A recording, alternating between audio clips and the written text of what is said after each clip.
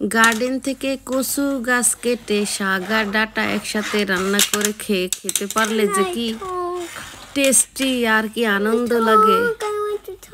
Okay, you talk with me.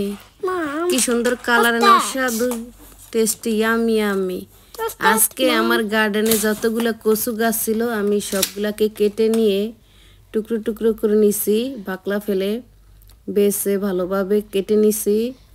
কেটে নেওয়ার পরে আমি কচুগুলাকে ভালোভাবে ওয়াশ করে নিছি। দেখেন কি সুন্দর হেলদি হয়েছিল গাছগুলা। কচু প্লান্ট, হ্যাঁ কচু গাছ, এগুলো আমার গার্ডেনে রুইছিলাম না। আজকে এগুলাকে আমি কেটে নিছি রান্না করার জন্য, চিংড়ি ফিশ দিয়ে, ফন ফিশ দিয়ে। তুমি এগুলো পছন্দ করো? দেখছো কি সুন্দর। তো এগুলাকে এখন আমি কেটে নিছি। কেটে নেওয়ার পরে এখন এগুলাকে আমি সুন্দরভাবে ওয়াশ করে নিব। এই দেখো মা ওয়াশ করে নিচ্ছি ওয়াটার দিয়ে। স্লোলি ভালোভাবে আমি সুন্দরভাবে ওয়াশ করা হয়ে গেলে আমি এগুলাকে সিদ্ধ করে নিব। কি সুন্দর, আমি এখন ওয়াশ করা হয়ে গেছে। এখন আমি এগুলাকে কচু শাক ডাঁটাগুলাকে আমি সিদ্ধ করে নিব, যেন রান্না করার পরে খাওয়ার সময় যেন গলা না চুলকায়। এখন আমি সিদ্ধ করে নিচ্ছি। সিদ্ধ করা হয়ে গেলে তারপরে আমি এগুলাকে চিংড়ি ফিশ দিয়ে রান্না করব।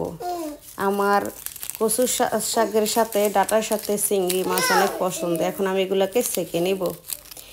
আমি কিনা চিংড়ি মাছ, ফ্রেশ চিংড়ি মাছের হার্ড স্কিনটা ফেলে দিছি। এগুলাকে এখন আমি মশলা দিয়ে কষিয়ে নিলাম। সো আমার সিদ্ধ করা যে কচুর ডাঁটা অ্যান্ড শাকগুলা, ওগুলা আমি এখন এই চিংড়ি মাছের সাথে অ্যাড করে দিব।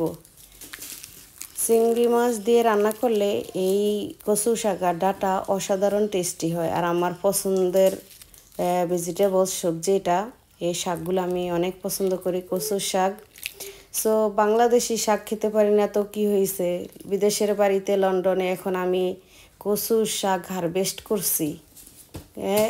4-5 মাস লাগছে এগুলাকে আমার লালন পালন করতে। আর এখন আমি এক বেলার জন্য আমি এখন রেসিপি করে নিচ্ছি। সো আমার এই রেসিপিটা কেমন হলো, সবাই আমার ভিডিও দেখে লাইক কমেন্ট করে আমার পাশে থাকবেন।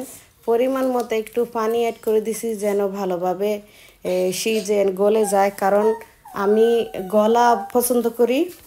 পানি অ্যাড করার পরে একটু নেড়ে চেড়ে আমি ঢাকনা দিয়ে রাখছি যেন আমার কচুর ডাঁটা অ্যান্ড শাকগুলো নরম হয়ে যায়। কচু শাক অ্যান্ড ডাঁটা একসাথে মিক্স হয়ে গেলে নরম করে রান্না করলে খেতে অনেক সুস্বাদু লাগে। আমার নরম করে খাওয়াই, ডাঁটা নরম করে গলিয়ে ফেলা পছন্দ। কচু ডাঁটা আর শাক একসাথে রান্না করলে এটা স্বাদটা অন্যরকম লাগে। সো দেখেন কি সুন্দর গলে গেছে, অসাধারণ একটা রেসিপি। আমার কাছে মনে হয় এটা অনেক মূল্যবান একটা জিনিস। এই সবজিটা অনেক হেলদি এবং ভিটামিন। সো যারা আমার মতো এই সবজিটা পছন্দ করেন সবাই লাইক কমেন্ট দিয়ে পাশে থাকবেন। আল্লাহ।